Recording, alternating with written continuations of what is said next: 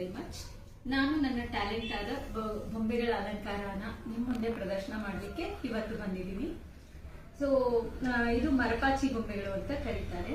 ನಮ್ಮ ಮೈಸೂರು ಪ್ರಾಂತದಲ್ಲಿ ಮರಪಾಚಿ ಗೊಂಬೆಗಳಿಗೆ ತುಂಬಾ ವಿಶಿಷ್ಟವಾದ ಪೂಜೆ ಸ್ಥಾನ ಕಲ್ಪಿಸಲಾಗಿದೆ. ಇದನ್ನ ನವರಾತ್ರಿನಲ್ಲಿ ಬೇರೆ ಗೊಂಬೆಗಳ ಜೊತೆ ಇಟ್ಟು ಪೂಜೆ ಮಾಡ್ತಾರೆ.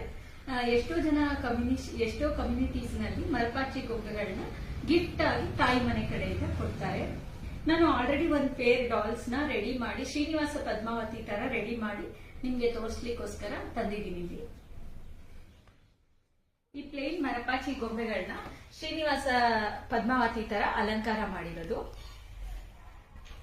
ಇನ್ನು ತುಂಬಾ ವಿಧವಾದ ಅಲಂಕಾರಗಳನ್ನ ಈ ಪ್ಲೇನ್ ಮರಪಾಚಿ ಗೊಂಬೆಗಳಿಗೆ ಮಾಡಬಹುದು.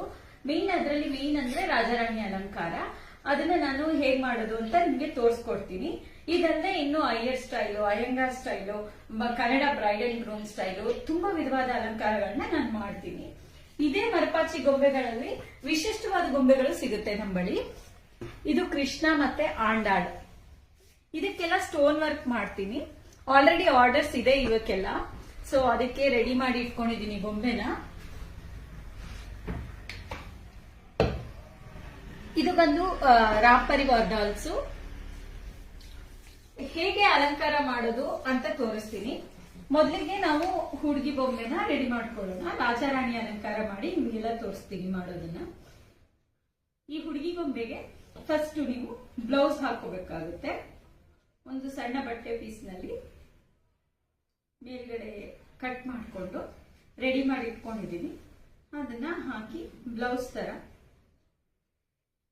ಹಾಕೊಂಡು ಇಲ್ಲಿ ಸೈಡ್ ಇಂದ ಹೊಲ್ಕೊಂಡು ಆಮೇಲೆ ಬಾರ್ಡರ್ಸ್ ಎಲ್ಲ ಅಟ್ಯಾಚ್ ಮಾಡಿ ಸೇಮ್ ಬ್ಲೌಸ್ ಹೇಗ್ ಕಾಣುತ್ತೆ ಆ ತರ ರೆಡಿ ಮಾಡ್ಕೊಳ್ಬೇಕಾಗುತ್ತೆ.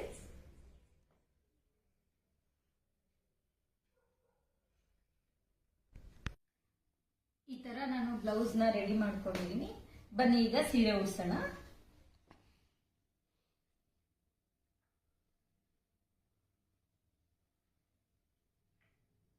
ಈಗ ಇದು ಸೀರೆ ಉಡಿಸಿ ರೆಡಿ ಆಗಿದೆ. ಡಾಲು ಚೆನ್ನಾಗಿ ಪ್ಲೀಟ್ಸ್ ತಕೊಂಡು ಸೀರೆ ಉಡಿಸಿ ಆಗಿದೆ. ನೀವು ನೋಡ್ಬೋದು ನಾರ್ಮಲ್ ಡಾಲ್ಗೆ ಹೇಗೆ ಸೀರೆ ಉಡಿಸೋದು ಅದೇ ತರ ಸೀರೆ ಉಡಿಸಿ ಆಗಿದೆ. ಈಗ ಇದಕ್ಕೆ ಜ್ಯುವೆಲ್ರೀಸ್ ಎಲ್ಲ ಹಾಕ್ಬೇಕಾಗುತ್ತೆ. ಡಾಲ್ ಹೈಟ್ಗೆ ತಕ್ಕನಂಗೆ ಜ್ಯುವೆಲ್ರೀಸ್ ರೆಡಿ ಮಾಡ್ಕೋಬೇಕು. ನಾನು ಇದಕ್ಕೊಂದು ಚೋಕರು ಮತ್ತೆ ತಾಳಿ ಹಾಕ್ಲಿಕ್ಕೆ ತಾಳಿ, ಹಿಪ್ ಬೆಲ್ಟು, ಲಾಂಗ್ ಹಾರ ಎಲ್ಲ ರೆಡಿ ಮಾಡ್ಕೊಂಡಿದೀನಿ. ಇದೆಲ್ಲ ಆದ್ಮೇಲೆ ಹೇರ್ ಫಿಕ್ಸ್ ಮಾಡಬೇಕು. ಆಮೇಲೆ ಹೇರ್ ಡಿಸೈನಿಂಗ್ ಮಾಡಬೇಕು.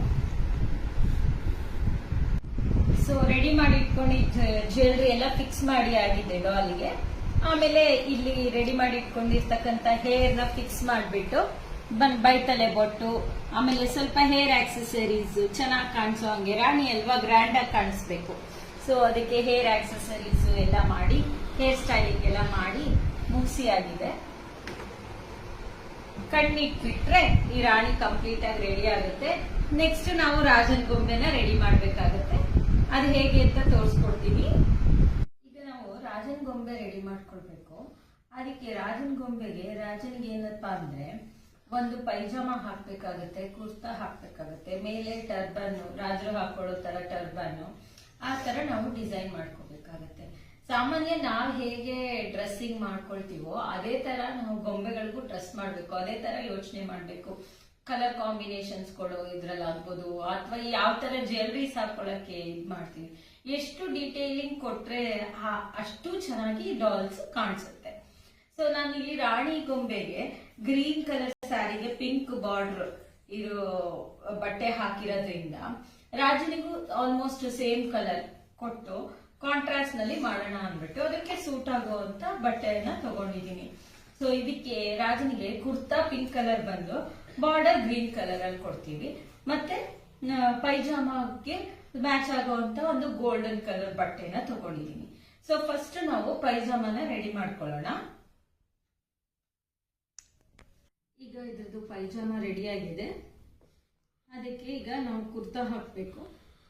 ಕುರ್ತಾಗೆ ಈ ತರ ಬಟ್ಟೆ ರೆಡಿ ಮಾಡ್ಕೊಂಡಿದ್ದೀನಿ. ಇದನ್ನ ಗೊಂಬೆಗೆ ಹಾಕಿ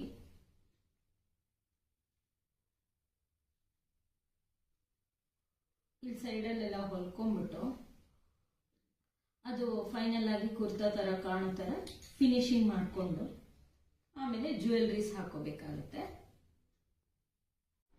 ಈಗ ಕುರ್ತಾ ತರ ಇದನ್ನ ಮಾಡಿಕೊಂಡು ಓಪನಿಂಗ್ ಕೊಟ್ಟು ಬಟನ್ಸ್ ಎಲ್ಲ ಹಾಕೊಂಡು ಫೈನಲ್ ಆಗಿ ಫಿನಿಶ್ ಮಾಡ್ಕೊಂಡಿದ್ದೀನಿ. ಕುರ್ತಾ ತರ ಕಾಣಿಸೋ ಹಂಗೆ ಪೈಜಾಮ ರೆಡಿ ಇದೆ.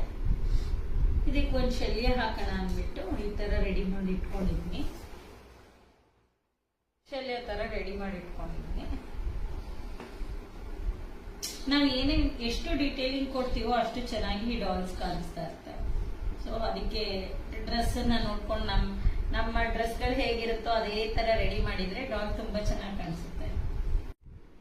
ಸೊ ಶಲ್ಯ ಎಲ್ಲ ರೆಡಿ ಆದ್ಮೇಲೆ ನಾವು ಸಿಂಪಲ್ ಜ್ಯುವೆಲ್ರಿ ಹಾಕೊಳ್ಳೋಣ. ಕುರ್ತಾನೆ ಗ್ರ್ಯಾಂಡ್ ಆಗಿರೋದ್ರಿಂದ ಇದಕ್ಕೆ ತುಂಬಾ ಗ್ರ್ಯಾಂಡ್ ಜ್ಯುವೆಲ್ರೀಸ್ ಏನು ಬೇಕಾಗೋದಿಲ್ಲ. ಸಿಂಪಲ್ ಜ್ಯುವೆಲ್ರಿ ಹಾಕೊಂಡ್ಬಿಟ್ಟು ನಾವು ಮೇಲೆ ಒಂದು ಟರ್ಬನ್ ಕೊಟ್ಕೊಂಡ್ಬಿಟ್ರೆ ರಾಜನ್ ಗೊಂಬೆ ಮುಗಿತಾ ಬರುತ್ತೆ.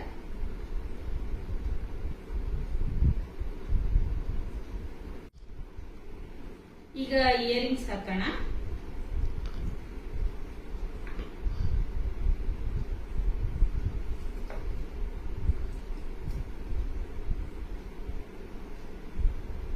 ಇಯರಿಂಗ್ಸ್ ಹಾಕಕ್ಕೆ ನಾನು ಈ ತರ ಬೀಡ್ಸ್ ನ ತಗೊಂಡಿದ್ದೀನಿ.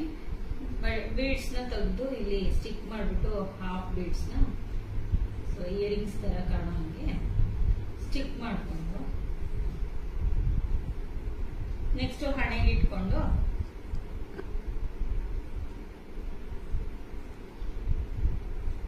ಹಣೆಗೊಂದು ಇಟ್ರೆ ಇದೆಲ್ಲ ಕಂಪ್ಲೀಟ್ ಆಗುತ್ತೆ. ಜ್ಯುವೆಲ್ರಿ ಪಾರ್ಟ್ ಎಲ್ಲ ಕಂಪ್ಲೀಟ್ ಆಗುತ್ತೆ.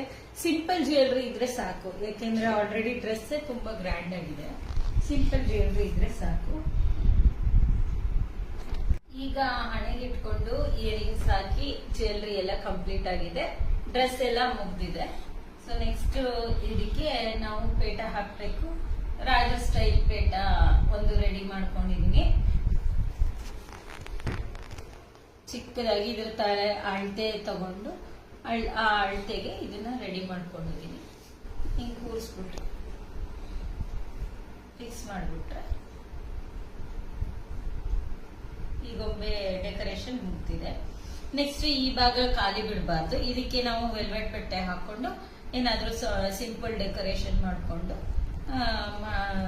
ಇದನ್ನ ಇಲ್ಲೆಲ್ಲ ಫಿನಿಶಿಂಗ್ ಕೊಟ್ಕೊಂಡ್ರೆ ಕಂಪ್ಲೀಟ್ ಆಗುತ್ತೆ ಡಾಲ್ಸ್. ಈಗ ರಾಜಾರಾಣಿ ಗೊಂಬೆ ಕಂಪ್ಲೀಟ್ ಆಗಿದೆ. ಲೈವ್ಲಿ ಆಗಿ ಕಾರಣಕ್ಕೋಸ್ಕರ ಕಣ್ಗಳನ್ನ ಇಟ್ಟಿದೀನಿ. ಸೊ ಇದೆರಡು ಅಲಂಕಾರ ಮಾಡಿರೋದು 10 ಇಂಚು ಗೊಂಬೆಗಳಿಗೆ. 10 ಇಂಚು ಗೊಂಬೆಗಳು ನಿಮ್ಗೆ ಮೀಡಿಯಂ ಸೈಜ್ ಬರ್ತವೆ.